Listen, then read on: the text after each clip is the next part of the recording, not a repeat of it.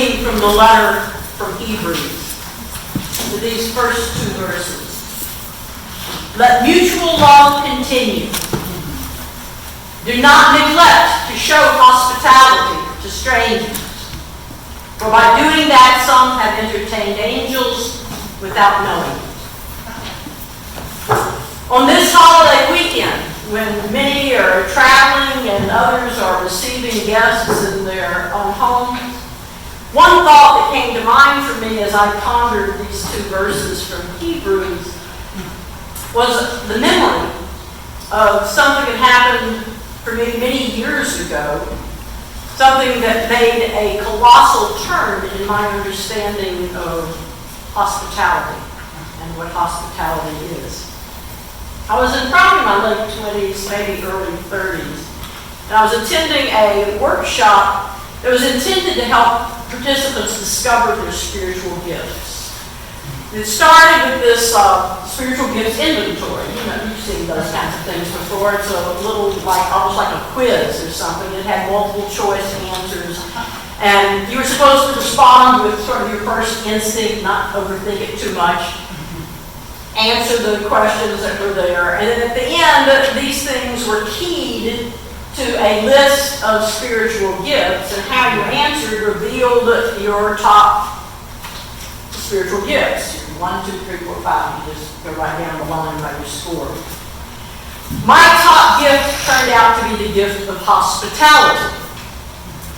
I had never thought of hospitality as a spiritual gift before. To me, hospitality was just a social function, and it didn't seem to be as desirable a gift as some of the other gifts on that list, which sounded to me a lot more spiritual. Gifts like pastoring, or teaching, or wisdom. I was more than somewhat disappointed that my top gift was just hospitality. Then the leader handed out a list of definitions. There was a definition for each of the spiritual gifts, and there were probably 25 or 30 of those gifts. Each one that had been tested for in the inventory. It wasn't an all-inclusive list of spiritual gifts, but it was the ones that inventory was geared for. And here is what the definition of hospitality revealed. Hospitality, the ability to show welcome to strangers and to make people feel at ease, to care for those outside of one's immediate family or group with joy and effectiveness. What completely turned my mind around my thinking about hospitality from that definition was the idea that hospitality is primarily about creating space for those outside of our familiar circle, for the stranger, for the one who is other to us.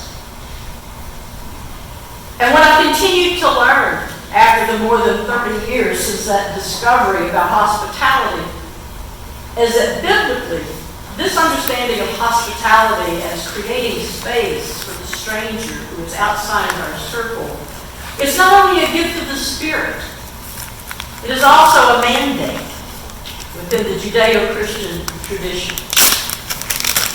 In the passage I read a moment ago, which comes from the New Testament in our Christian Bible, from the book known as the Letters to the Hebrews, that Judeo-Christian mandate is very clearly stated. Do not neglect to show hospitality to strangers.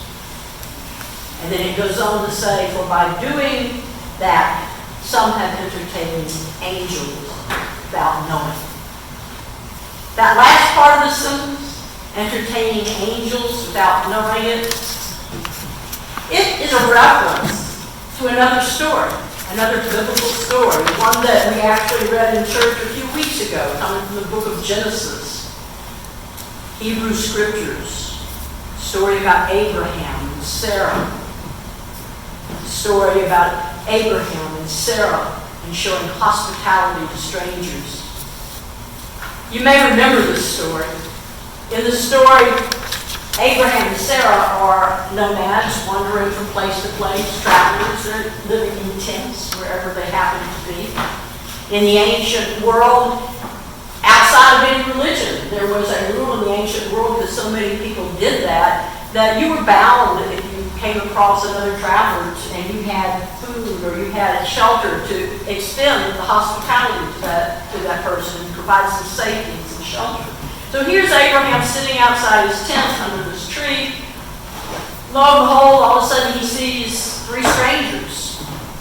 He hadn't really noticed them before. Maybe they just sort of came out of the mist. We were up on a high mountain last week camping, and three strangers could easily have come out of our camper out of the mist, and we would just look up and all of a sudden see them. So that's what happens to Abraham. And following that ancient rule of hospitality, he runs to greet the strangers and make them welcome. And they have a small tent, so there's not much room in the tent, but he brings them and has them sit down under the tree. And he immediately gets busy getting Sarah and a servant and even himself to get a meal together for them. He brings them water to wash their feet. He gets a meal of food and drink, and then they sit down and they eat together.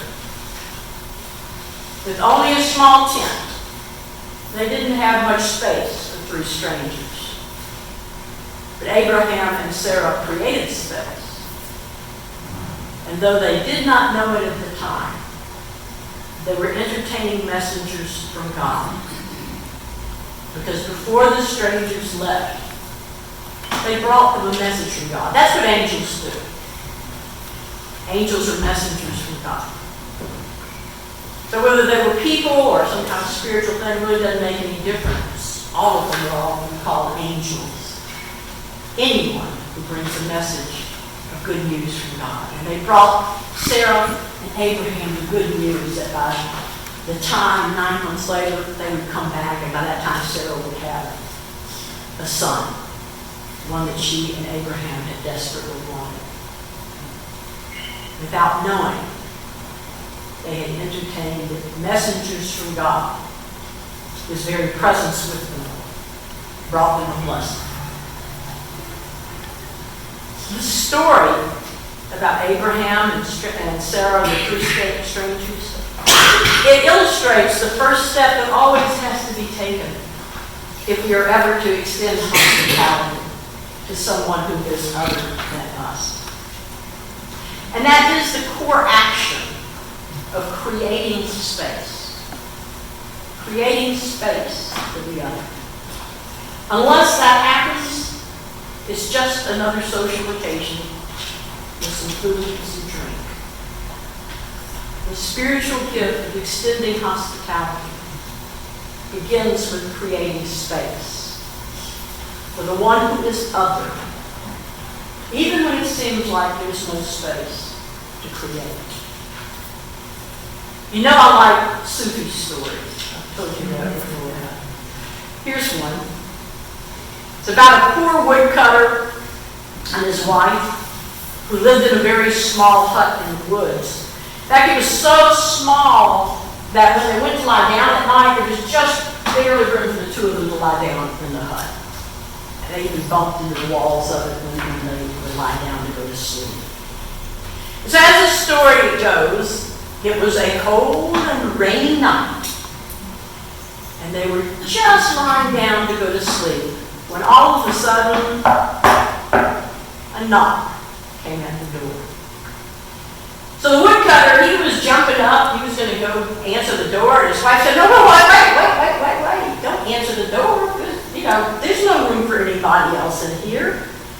Let the person go on. Go find a bigger place where he can stay." But the woodcutter said, "Well, it's true there's not enough space for three to lie down, but three can sit.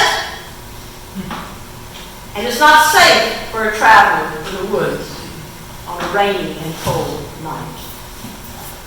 So the woodcutter let the traveler in, and the man sat down by the door, and he and his wife sat right next to him. They were just chatting with each other, when all of a sudden there came another knock on the door. The woodcutter looked at the traveler, who was the one sitting closest to the door, and he said, "Friend, open the door, open the door." Well, the traveler said, "You've got to be kidding. There's not enough space for 4 people to sit in this hut. There's barely room for the 3 of us to sit." The woodcutter said, "Yeah, you know, that's kind of what my wife said when you knocked on the door." He said, "You're right, there's not enough space for 4 to sit, but 4 could have enough space to stand." So they let the other traveler in, and now the other traveler was standing next to the door. And the other 3 had kind of scooted over, and they were finding just whatever place they could find to stand. When all of a sudden there came another knock, but this one sounded different. It was more low. And the woodcutter said, "Ah, that's my donkey. You know, he's such a good donkey. He works hard for me every single day from dawn till dusk, and it's raining harder and it's getting colder. You know, we need to open the door and we need to let the donkey in. We can put him in the middle and the rest of us can just stand around him." Well, neither of the 2 strangers liked that idea. His wife didn't say much. She was kind of used to the donkey. The strangers thought that was kind of strange. But the woodcutter said, "Look, my wife and I have already created space for you 2. Even though you are others to us, strangers who we don't even know and who by the morning will just be gone and we'll probably never see again. My donkey is indeed a creature who is other than you, other than a man.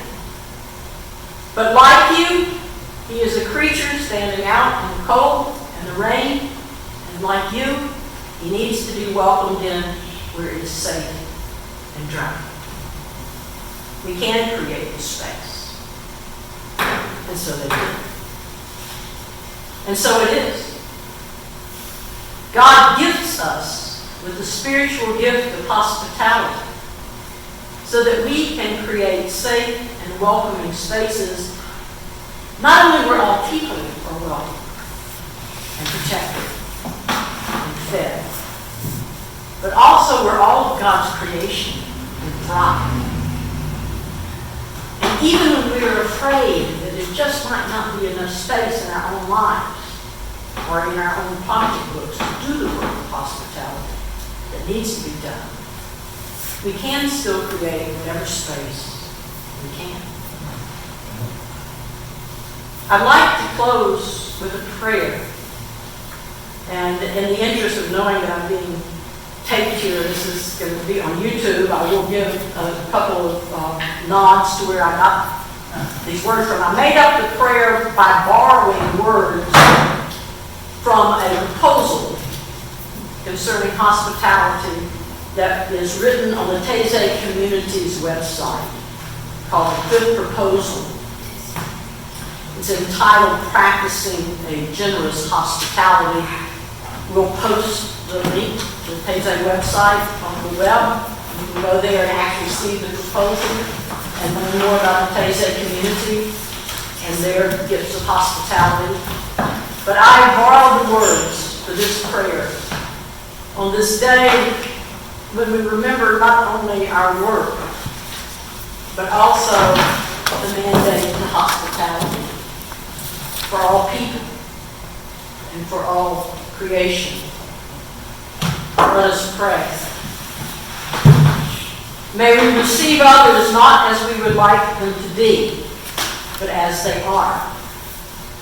May we let ourselves be welcomed by them in their own way, not in ours.